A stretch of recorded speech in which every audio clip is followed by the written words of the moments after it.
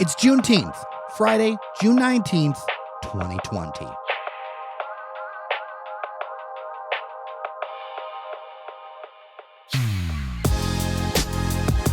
There is no doubt that America has a real problem with race. We are a nation that espouses ideals of equality, and even though the last slaves were freed on this day in 1865, under the law, only a figment of equality happened 50 years ago or so with the Civil Rights Act. I mean, it wasn't even legal to marry someone from another race in all of this country until 1967. And even then, the truth is that there are constant and horrible issues across our nation with law enforcement, race, and poverty. So our Friday conversation is with former Detroit police chief, former Detroit deputy mayor, and educator Ike McKinnon. He served decades in the community he loves and has some pretty bold ideas for what we could do to reimagine what a police department is. Ideas you might not expect to hear out of a former police chief. All of that on your Daily Detroit. I'm Jer Stays. Let's get started. So before we get going here, sir, we ask our guests how they would like to be referred to. In your case, Isiah, Ike, Chief McKinnon. What do you prefer? Well, most of the people, for some reason, they tend to call me Ike. You know, I mean, they know that I was chief. They know I was deputy mayor. They know that I was a professional, all those kinds of things. But at some point, when they named the street after me, they put Isiah Ike McKinnon. And it's really interesting. On the street here in Detroit, people tend to call me Ike as if they know me. Yeah, that's okay. Well, I assume that's a good thing for a chief of police and it's a good thing. Community relations. I mean, I feel like that's always a constant challenge as a law enforcement officer because it's not just arresting people. I think it's also about interacting with the community, right? Absolutely. And you're right. And I think that most people feel that way, that there's we know Ike. He's been around for a long time and he's always treated us well. And even the younger people who they probably were not around when I was chief, but they still say, "Boy, that's Ike." You know, I guess it's a sense of endearment, a term of endearment to say that. So, what does it look like to treat the community well from where you sit? Well, I'm going to flash back to how I was treated as a young boy, and there's a total disassociation, I think, from the community and law enforcement. A great number of people in law enforcement. I'll never forget this one officer. I was at Lincoln Elementary School, and I'd never had any interaction whatsoever with the police, and in particular, a white police officer. But this man came to my school. I was in the 5th grade, and this guy was so good. And I went, wow, you know, this man, he has all of us kids, all of us young kids of color, and he's treating us, and he's making us laugh. He's treating us like our dad. At that time, I was not even thinking about being a police officer, but I said, boy, that's the way you treat people. And to treat them well and treat them with respect and so forth. And I've always tried to do that. And so I think that people tend to really associate themselves with people who treat them well. And that's the way that I feel, you know, that if I treat the community well, I can feel good and they'll feel good and we'll both all have a relationship with each other. You know, it reminds me of one of my old bosses talked about the concept of servant leadership. Is that something you kind of subscribe to? Absolutely. But when I took that oath as a law enforcement officer, I really took that and believed that you serve and protect the community. The first paragraph says that the law enforcement officer, my fundamental duty is to serve the community, to safeguard lives and property, protect the innocent against deception, the weak against oppression or intimidation, and respect the constitutional rights of all to liberty, equality, and justice. And that's what I try. I mean, I tried to do that, to serve the community the best way possible. And I can recall specifically a number of times where people, they would just sit and talk to me about life and about their community, about things they wanted to do. And I felt the same way, that we could all have a good and a sound conversation about life and how we can make people feel. So I imagine what's been happening as of late that's been the most visible manifestation of years of issues has got to be very difficult for you to see, and also that you've been on both sides of the equation. Yes. The way I look at this is just not a Detroit situation. This is an American thing. And I think that from a law enforcement standpoint, you know, when you've seen how some people act or react, and the in particular the reaction of police officers. How do we get people to understand, and how do we get officers to understand the things that we have to do? Let's look at this way. We have 700 some thousand police officers, law enforcement officers in this country, but there's 330 million people.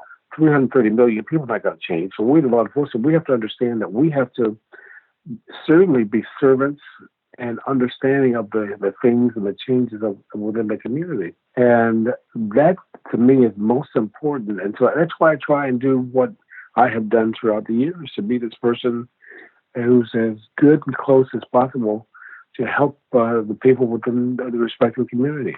So one of the things that I noticed, because I saw your opinion piece in the Freep, and it was really kind of stunning to me, the stories over the years that just like kept having the same theme, that no matter how much you did servant leadership, how much you wanted to do a good thing, it always seemed like there was a number of people who just didn't subscribe to the same belief system that you did on the force, and that you ran into that on a what seems like a multiple time basis. Yeah, I think that it depends upon the people. It depends upon the kind of people that are recruited or want to go into law enforcement. And so what I try to do is say, look, here's what I am here to do is serve and protect. I'm also here to be an advocate for all people, including law enforcement.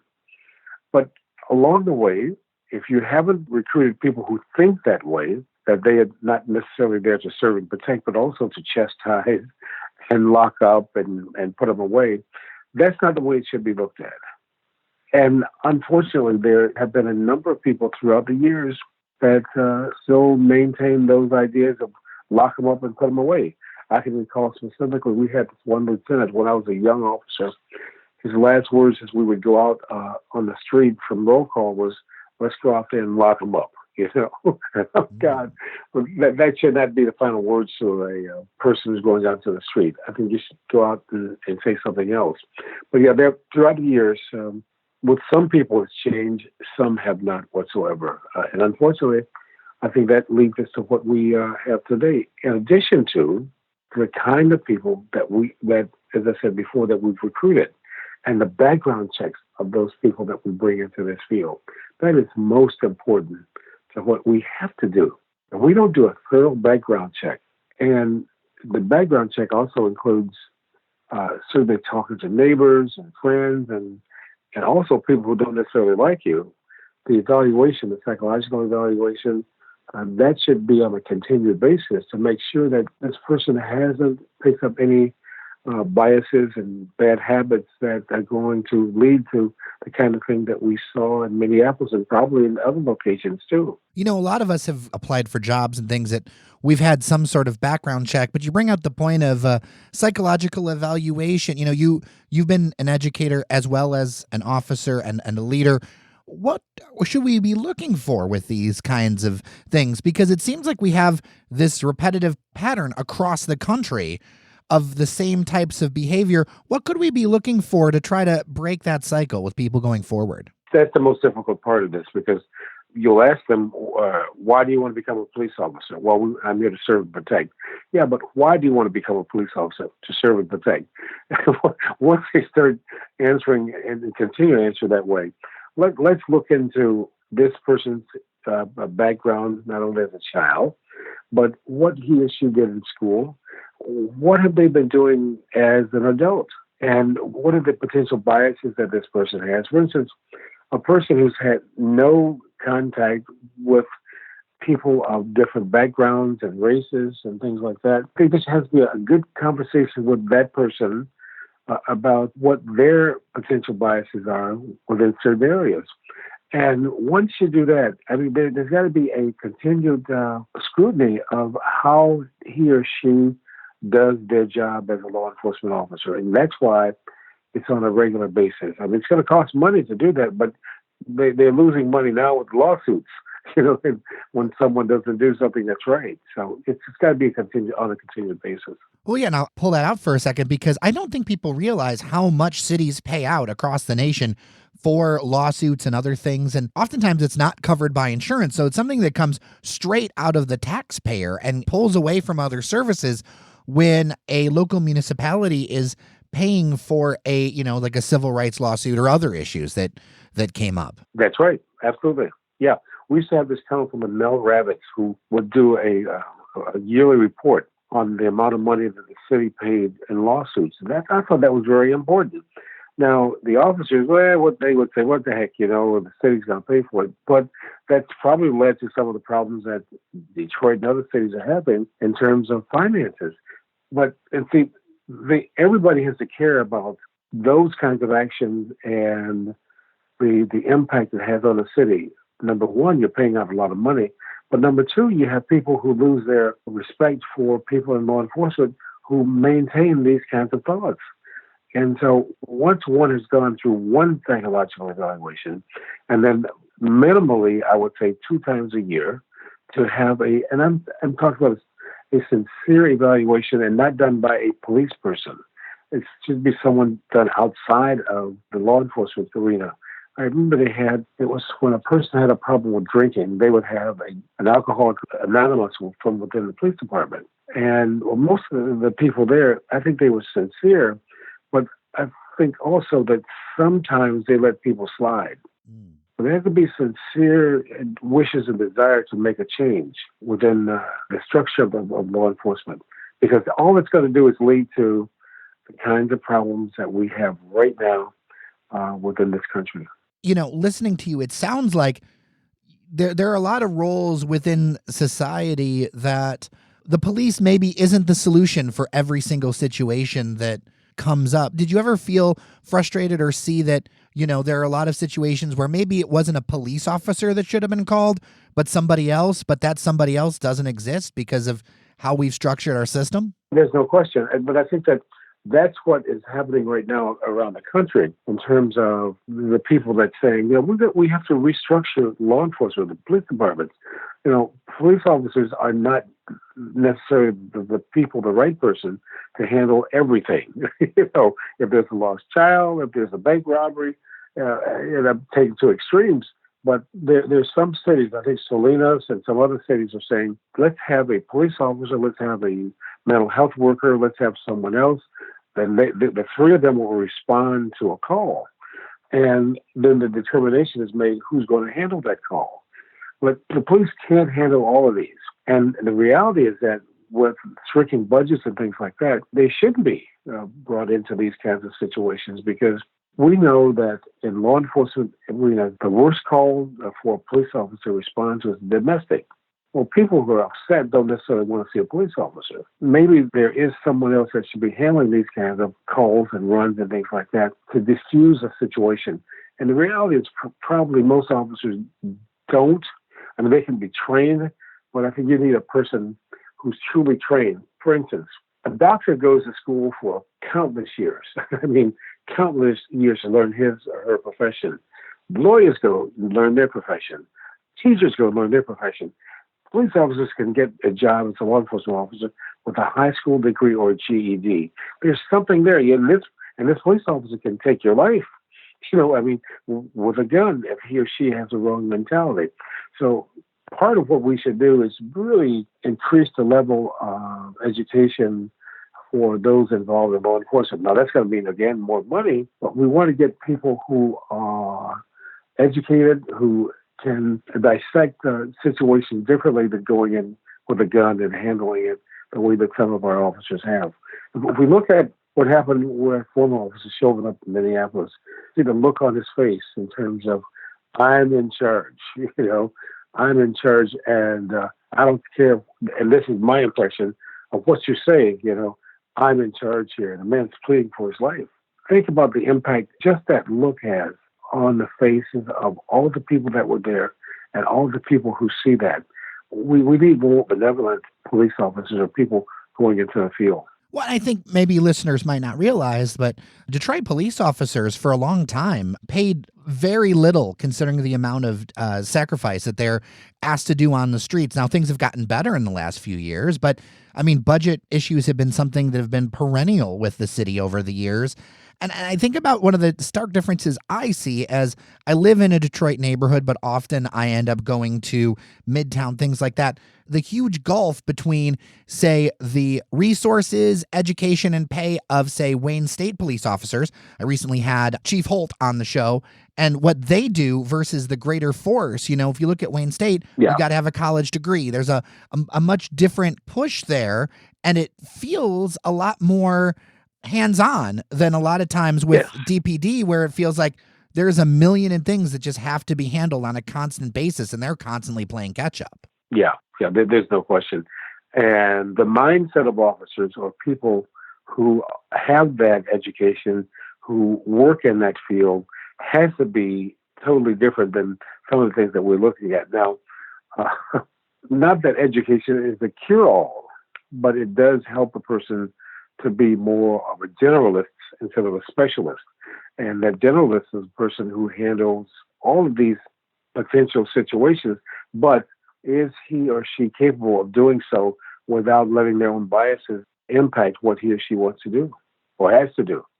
So one of the things I think about too, you were talking about like dealing with the community and things like that. I know in Michigan that the state Supreme Court doesn't allow municipalities to mandate that officers live in the community. But should they, or should they live close by? Is that something they should have a connection to? Does that play into better policing, to have a tighter connection with the community you're serving? I think so. When I joined in '65, you had to live within your community.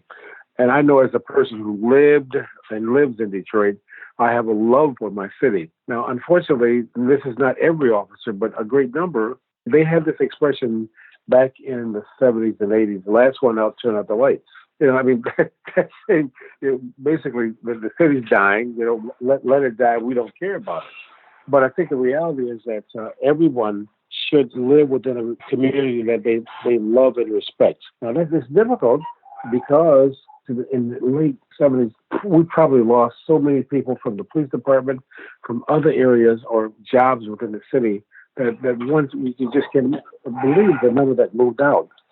Yes, we should live within a city. We should live within the community that you are being paid by and can truly make a difference, I think, to help serve and protect your respective community.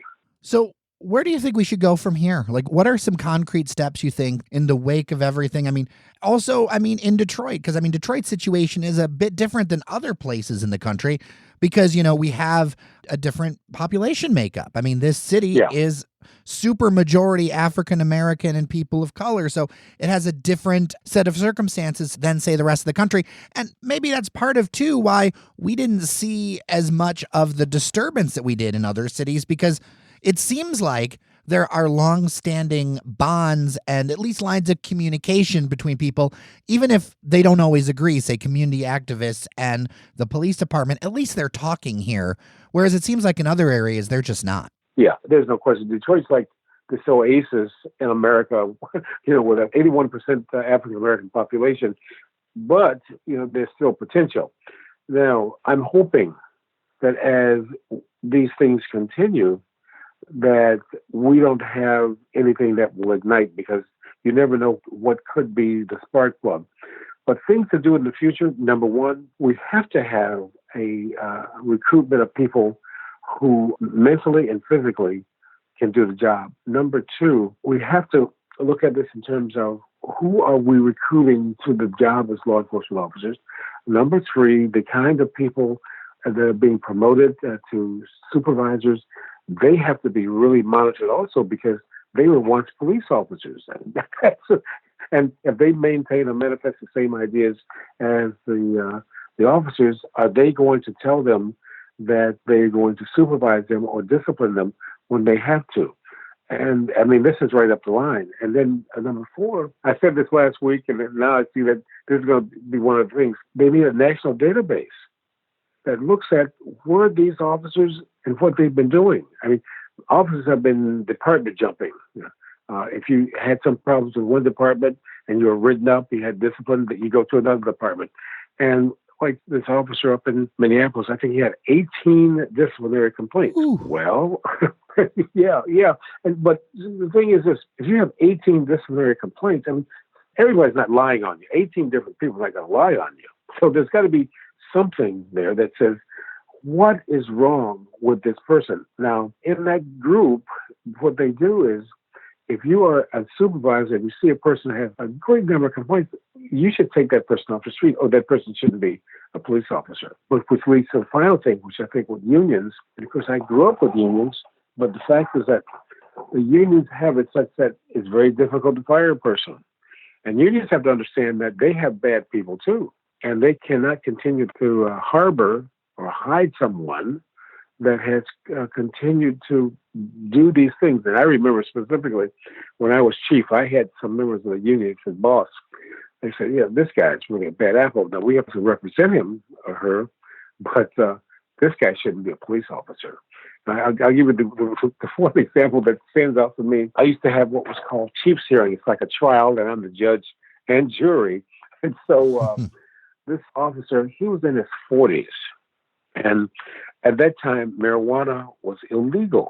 And this officer, I think this was his third time of using marijuana. And so he came before me, and I remember reading about this. I had to decide the case. And I said, officer, this is your third offense.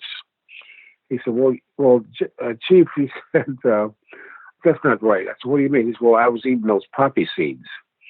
I said, okay, so you were eating poppy seeds and you attested and showed that you had been using marijuana.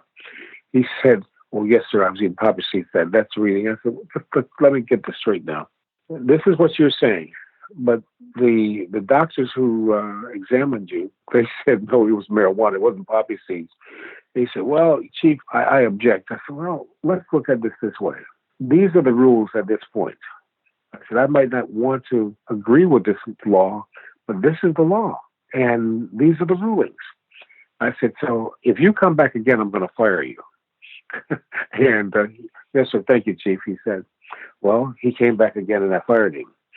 But see, this is over a period of time that it continued and continued and continued. And some people and some officers just did not learn that. It's kind of like the disciplinary thing. If, in fact, an officer has 18 or 10 or 15 complaints and no one has taken an action to stop him or her, it leads to the kind of situation that we have right now. Well, Isiah Ike McKinnon, thank you so much for your time on Daily Detroit today, sir. Thank you. It's been my pleasure. Hey, buddy, it looks like you're getting ready for vacation. Yep, we're getting packed up, ready to go. We're taking the week to go travel up to Ludington, actually. We got a little Airbnb cottage on Lake Hamlin up there, so it should be a good time. Sounds absolutely awesome. I know how much you like nature, man. I'm super psyched. We're right by Ludington State Park, which is gorgeous. I've been there before. Lots of nice hilly trails. I'm planning to do lots of running in there.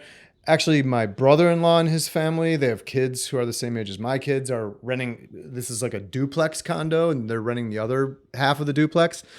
And he and I are going to go play some disc golf. It should be a good time.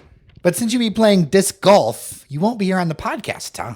That's right. I will be missing from the podcast airways, mostly, though. I think we got a couple spare interviews in the can that will be trickling out over the week. But listeners, I will miss you. Well, see you next Monday. See you, man.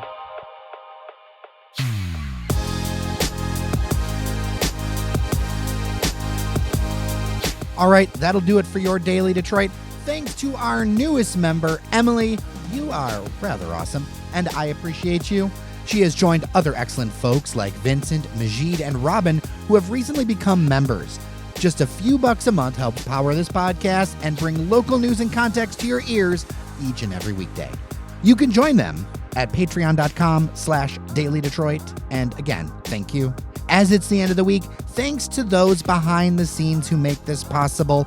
Engineer Randy Walker, Associate Producer Cheyenne Noserini, who has been keeping the trains running on time as, well, various contributors are taking summer breaks. Devin O'Reilly, who popped on this week, as well as a number of others in our podcast family that I'm sure you'll be hearing from more in the future.